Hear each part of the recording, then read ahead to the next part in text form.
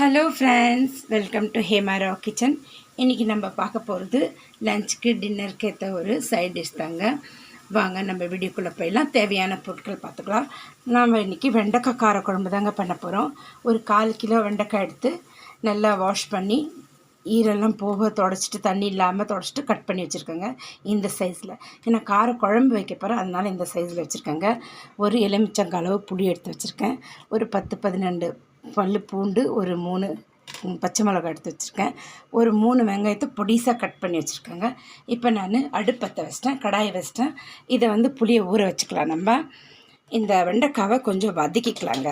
எப்பவுமே வதக்கி நம்ம குழம்பு செஞ்சோன்னா, நீங்கள் தைரியமாக சாம்பார் காரக்குழம்பு எல்லாம் பண்ணும்போது வதக்கிட்டிங்கன்னா ஒரு பிசுபிசுப்பு இதில் இருக்கிற வழவழப்பு தன்மை இருக்காதுங்க, போயிடும். அதனால தான் நீங்கள் தைரியமாக நம்ம தண்ணி ஊற்றி இதை குழம்பு பண்ணலாம்.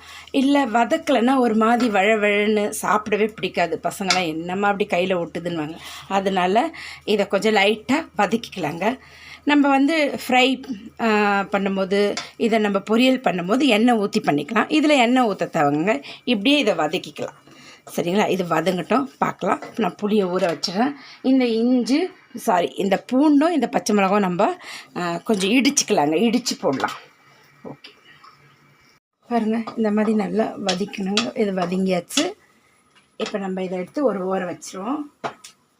இப்போ குழம்பு தாளிக்க மண் சட்டி வச்சாச்சுங்க. பாருங்கள், இந்த இஞ்சினே வருதுங்க எனக்கு. பூண்டும் பச்சை மிளகாவும் நான் நல்லா இந்த மாதிரி இடிச்சுக்கிட்டேங்க. நீங்களும் அந்த மாதிரி இடித்து போடுங்க.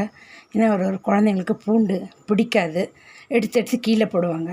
இந்த மாதிரி பண்ணிங்கன்னா பூண்டு வேஸ்ட் ஆகாது. ஒரு 3 தக்காளி எடுத்து வச்சுருக்கேன், மீடியம் சைஸ். இதை நம்ம அரைச்சிக்குவோம். சரிங்களா? இப்போ இது சூடாகட்டோங்க, எண்ணெய் விடலாம்.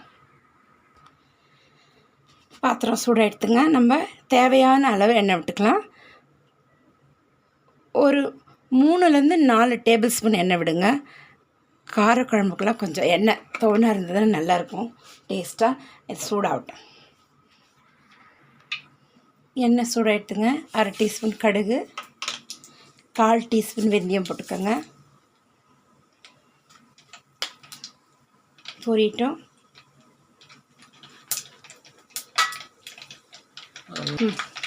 கொஞ்சம் கருவேப்பிலை, அது வெங்காயத்தோடவே சேர்த்துக்கோங்க. நம்ம இப்போ இடித்து வச்ச பூண்டும் பச்சை மிளகாவும் சேர்த்துக்கலாங்க.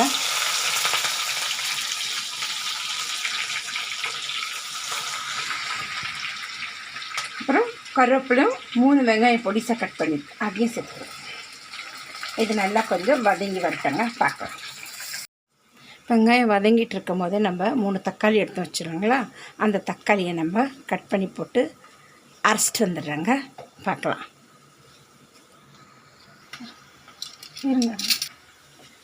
இப்போ நம்ம வெங்காயம் நல்லா வதங்கி வந்துடுதுங்க. இப்போ மசாலா சேர்த்துப்போம். நான் எப்போவுமே காரக்குழம்புல ஒரு 2 சிட்டிக்கை பெருங்காயம் சேர்ப்பேங்க. உங்களுக்கு இஷ்டம் இருந்தால் சேருங்க, இல்லைன்னா ஸ்கிப் பண்ணுங்க, ஒன்றும் பிரச்சனை இல்லை. ஒரு 1/2 டீஸ்பூன் மிளகாய் பொடி, 1/2 டீஸ்பூன் மஞ்சள் பொடி, 2 டீஸ்பூன் குழம்பு மசாலா போட்டுக்கோங்க. எந்த பிராண்டாக இருந்தாலும் ஓகே, இல்லை உங்கள்கிட்ட ஹோம்மேட் இருந்தால் அதுன்னு நீங்கள் சேர்த்துக்கோங்க. 2 டீஸ்பூன் சேர்த்துக்கோங்க, நல்லா இருக்குங்க. இப்போ நம்ம அரைச்சி வச்ச தக்காளியும் இதிலே விட்டுடலாம்.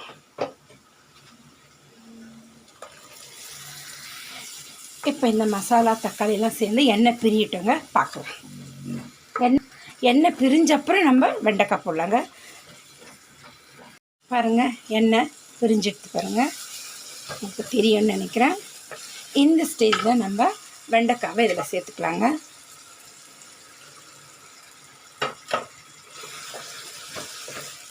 இப்போ இது 2 செகண்ட் நல்லா வதங்கட்டும்.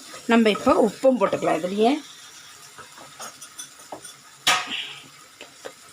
இந்த குழம்புக்கு தேவையான ஒரு 3/4 டீஸ்பூன் உப்பு போட்டுக்கலாங்க. தேவைன்னா அப்புறமா போட்டுக்கலாம். ஏன்னா ஆல்ரெடி நம்ம வதக்குறதுனால இப்போ தைரியமாக உப்பு தண்ணியெல்லாம் விடலாம், பிசுப்பு தட்டாதுங்க இதில். இப்போ 2 செகண்ட் நல்லா வதங்கட்டும். அதுக்கப்புறம் புளி தண்ணி விடலாங்க, தேவையான தண்ணி விடலாம். பாருங்கள், எண்ணெய் நல்லா பிரிஞ்சு வந்துடுத்து நல்லா கமன்னு வாசனை வருதுங்க. ஏன்னா அந்த பூண்டும் பச்சை மிளகா நம்ம இடித்து போட்டோம் இல்லைங்களா, அதோட வாசனையே பூண்டோட வாசனையே ரொம்ப எல்லாருக்கும் பிடிக்கும். அந்த மாதிரி இந்த பச்சை மிளகாவும் பூண்டும் சேர்ந்து ஒரு கமன்னு ஒரு வாசனை வருது, சூப்பராக இருக்குங்க. நீங்கள் இடித்து போட்டு செஞ்சு பாருங்கள். ஏன்னா நம்ம ஊர் பக்கம் எல்லா சென்னை வாசிகளும் எல்லா ஊர்லேயும் நம்ம பூண்டை முழுசாக போட்டுருவோம். அந்த மாதிரி இல்லாமல் இந்த மாதிரி நான் சொன்ன மாதிரி ஒரு தடவை இந்த மாதிரி ட்ரை பண்ணி பாருங்கள். அதுக்கப்புறம் நீங்கள் எல்லா குழம்புலையும் காரக்குழம்புலையும் இடித்து தான் போடுவீங்க பாருங்கள். அந்த மாதிரி ஒரு வாசனை வருங்க இது. இப்போ நம்ம புளி எடுத்து வச்சோம் இல்லைங்களா, ஒரு எலுமிச்சங்காய் அளவு புளி, அதை நான் கரைச்சிக்கிட்டேங்க. ஊற்றிடலாம். நான் இன்றைக்கி தேங்காய் சேர்க்குறேங்க. இதில் நீங்கள் வேணும்னா 2 பத்த தேங்காய் கூட லாஸ்ட்டில் அரைச்சி ஊற்றி ஒரு கொதி வந்ததும் நீங்கள் இறக்கிடுங்க. அதுவும் சூப்பராக இருக்கும் டேஸ்ட்டு. நான் புளிக்குழம்பு மாதிரி தேங்காய் விடாமல் தாங்க செய்கிறேன். இது தோசைக்கு, இட்லிக்கு, சப்பாத்தி கூட நல்லாயிருக்குங்க. எங்கள் வீட்டில் பசங்க சப்பாத்திக்கெலாம் வச்சு செம்மையாக சாப்பிடுவாங்க. அவங்களுக்கு ரொம்ப பிடிக்கும். சாதத்துக்கும் இது சூப்பராக இருக்குங்க. வெள்ளை சாதத்துக்கு செஞ்சு பாருங்கள், ஒரு தடவை ட்ரை பண்ணுங்கள். இப்போ நம்ம இந்த குழம்புக்கு தேவையான அளவு தண்ணி விட்டுருவோம்.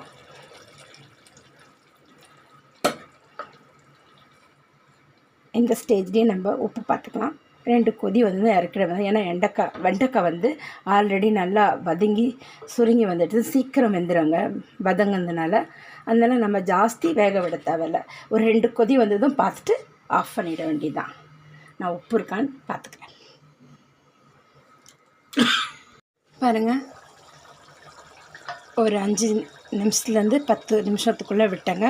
சூப்பராக ரெடி ஆகிட்டு வெண்டைக்காய் வெந்துடுத்து நான் செக் பண்ணிட்டேன். இப்போ இதில் ஒரு 1/2 டீஸ்பூன் நம்ம வெல்லம் போடுவோம்.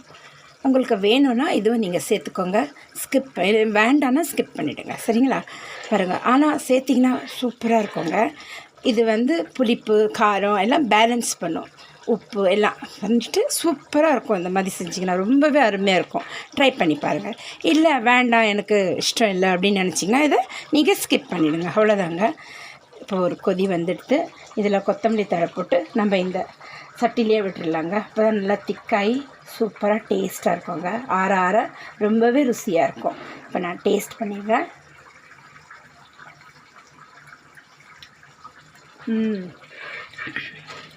ரொம்பவே ருசியாக இருக்குங்க. கொத்தமல்லி தழை போட்டு ஆஃப் பண்ணிடலாங்க. இப்போ நான் ஸ்லோ பண்ணி வச்சுடுறேன். இப்போ இதை கொத்தமல்லி தழை தூவிடலாங்க. ஸ்டவ் ஆஃப் பண்ணிடுறேன். அவ்வளோதாங்க, ரெடி ஆகிடுது. இதை நீங்கள் சாதத்துக்கு, தோசைக்கு, இட்லிக்கு, சப்பாத்தி கூட வச்சு சாப்பிட்டு பாருங்கள். ரொம்பவே அருமையாக இருக்கும், ருசியாக இருக்குங்க. ரொம்ப ஈஸி, குயிக்காக பண்ணிடலாம். நம்ம ரொம்ப சிம்பிளாகவும் இருக்கும். சீக்கிரமாக ஆகிடும் நம்மளுக்கு 10 நிமிஷத்தில். நீங்கள் வெண்டைக்காலாம் ரெடி பண்ணி கட் பண்ணி வச்சிட்டிங்கன்னா குயிக்காக முடிச்சிடலாங்க வேலை. எப்பவுமே நம்ம வெஜிடபிள்லாம் கட் பண்ணி வச்சுட்டு நீங்கள் ஸ்டார்ட் பண்ணிங்கன்னு வச்சுக்கோங்க, வேலை ரொம்ப ஈஸியாக முடிஞ்சிடுங்க.